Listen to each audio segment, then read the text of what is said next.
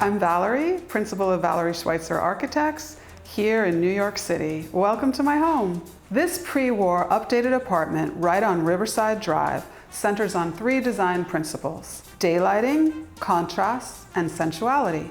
By opening up apertures and adding glass doors on both sides, we pulled in light from both the east and the west. Contrast applies to the juxtaposition of muted, chalky walls with bursts of color, which you can see even in the art piece beyond. And finally, sensuality through multi-layered textiles, colors, and collections. I have to admit, there's a bit of a movie and literature theme going on throughout the apartment. Even our affectionate 4-legged friend is named Goethe.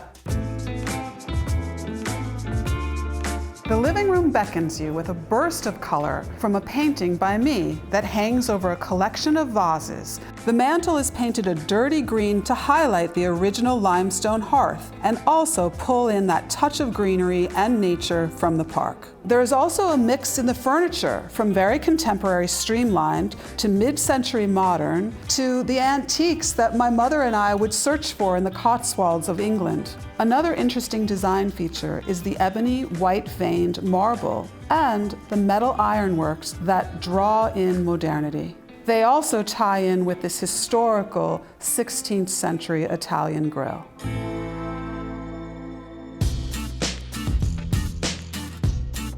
The dining room is more intimate and envelops you in a rich cobalt, and the paintings add to this medley of color with a kind of symphony of blue.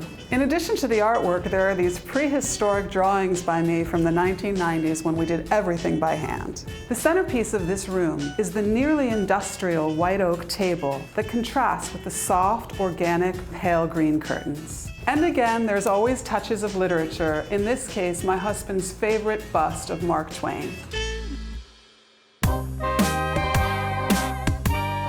Again, with a literary theme, I call this the Jane Eyre kitchen with a twist, because it has the leaded glass cabinets and checkered black and white marble floor that could be from the 1800s. The material of this countertop is quartzite and is perfectly appropriate for the hearth of the home. And for a touch of playfulness, I brought in this wonderful pendant light.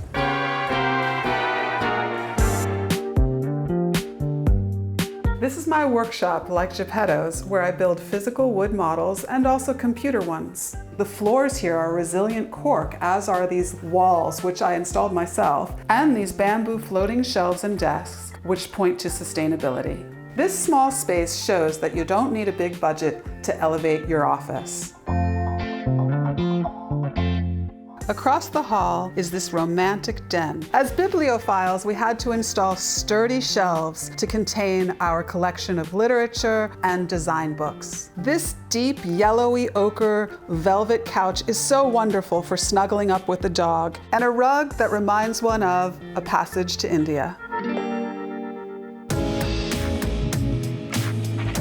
The bedroom cocoons you in a soft green that ties in with the greenery outside. You wake up with a view that says, "Brave Soldier," and the intimate corner with the velvet chair is the perfect place for reading a book and unwinding. And since I have a thing for birds, especially toucans, you'll notice all the bird paintings and drawings. And the little parrot that brings me luck.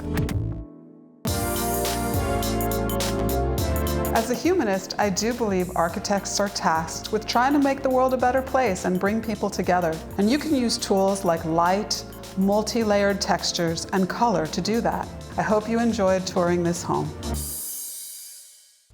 Well, if you like that, be sure to subscribe and follow so you can get new content right to your inbox all the time. Is that how it works? Click follow, subscribe, and smash that button. Do all those. I'll see you soon.